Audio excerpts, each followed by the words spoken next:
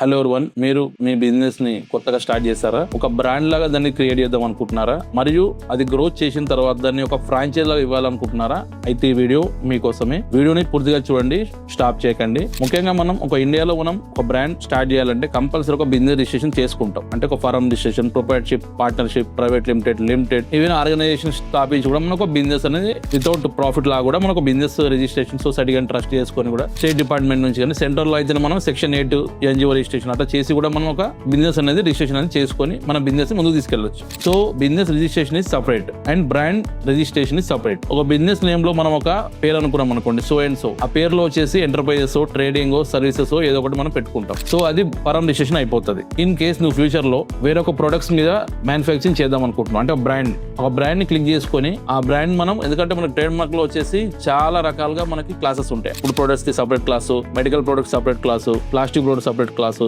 Electronic products separate class, trading ఒకటి, export ఒకటి, entertainment ఒకటి, న్యూస్ ఒకటి. సో ఇలా మనం చెప్పుకుంటూ పోతుంటే మనకి 45 దాకా బిజినెస్ క్లాసెస్ ఉన్నాయి. సో ఏ క్లాస్ లో అయినా కానీ మన ఫారం రిజిస్ట్రేషన్ ఆధారం చేసి ఆ క్లాస్ లో మనం బ్రాండ్ రిజిస్ట్రేషన్ చేసుకోవచ్చు. సో ఇక్కడ మనకి ఏమైతుంది, బ్రాండ్ నేమ్ సపరేట్ అవుతుంది అండ్ ఫారం నేమ్ సపరేట్ అవుతుంది. సో ఎందుకంటే మనం ఫారం నేమ్ మీద డిఫరెంట్ క్లాస్ లో మనం trade mark registration different name తోటి మనం తీసుకోవచ్చు. ఇక్కడ కంపెనీ నేమ్ ఒకటే ఉంటుంది కానీ డిఫరెంట్ బిజినెస్ ఉంటాయి. సో డిఫరెంట్ బ్రాండ్ ఉండడం వల్ల డిఫరెంట్ బిజినెస్ మనం ఒకటే కంపెనీ నేమ్ మీద మనం రన్ చేసుకోవచ్చు. కానీ నేమ్ వచ్చేసి ఒకటే ఉంటుంది. కానీ దానికి మనం పెట్టుకునే నేమ్ వచ్చేసి ఎంటర్ప్రైజెస్ ఉందా, లేదా సర్వీసెస్ ఉందా, లేకపోతే ట్రేడింగ్ అండ్ కో ఉందా. కొంతమంది వచ్చేసి అన్ని బిజినెస్ సెట్ అవ్వాలని చెప్పి ఒకటే ఫారం నేమ్ పెట్టుకుంటారు. మరి కొందరు వచ్చేసి సపరేట్ ఫారం రిజిస్ట్రేషన్ చేయించుకొని దాన్ని సపరేట్ గా మళ్ళీ బ్రాండ్ చేసుకొని ఇట్లా డబల్ వర్క్ చేసుకుంటారు. నెక్స్ట్ ఫ్యూచర్ లో వచ్చే బ్రాండ్ సమస్యలు అంటే కొంతమంది ట్రేడ్ మార్క్ రిజిస్ట్రేషన్ అప్లికేషన్ చేసుకుంటారు.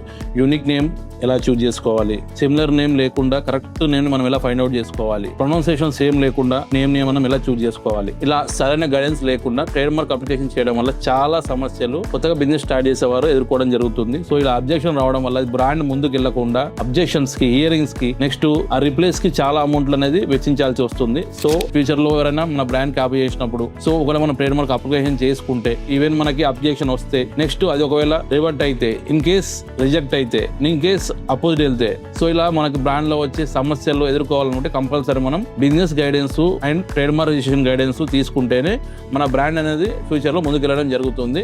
మేము ఆల్ ఓవర్ ఇండియా మన లైసెన్స్ రాష్ట్రం నుంచి ట్రేడ్ మార్క్ రిజిస్ట్రేషన్ చేయడం జరుగుతుంది. మీకు ఏమైనా బిజినెస్ రిజిస్ట్రేషన్ కానీ అండ్ బిజినెస్ గైడెన్స్ కానీ మీకు ఏమైనా రిక్వైర్మెంట్ ఉంటే ఇది కాల్ చేయండి. మా తెలుసుకోండి. Thank you.